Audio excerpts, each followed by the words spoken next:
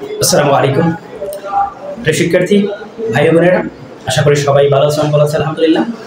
আজকে হচ্ছে বরাবরের মতো আমরা টেক কোয়েশ্চন 25 সালে কুমিল্লা বোর্ড 2025 ওইটা আজকে আমরা সমাধান করব।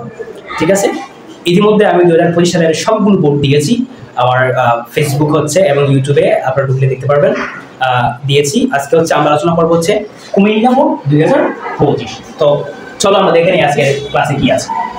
Our new English teacher is very affectionate.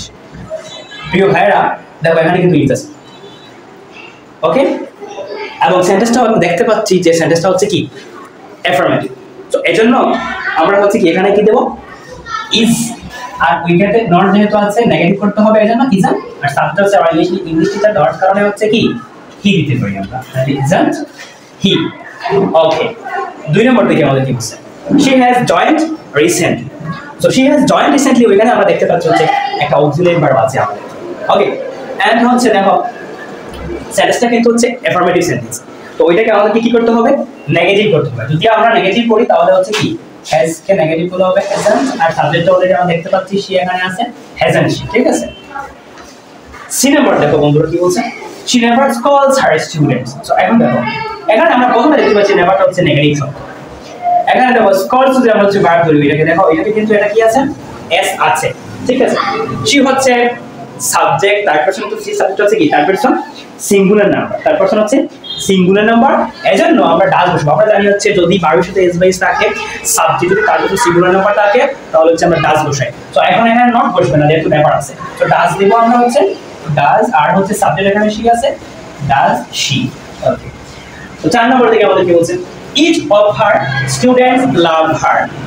তো এখানে দেখো প্রিয় বন্ধুরা, এখানে দেখো আমাদের কি বলছে, এখানে যদি আমরা দেখি হচ্ছে অক্সিলিয়ারি ভার্ব নেই, মেইন ভার্ব হিসেবে লাভ আছে ওইখানে।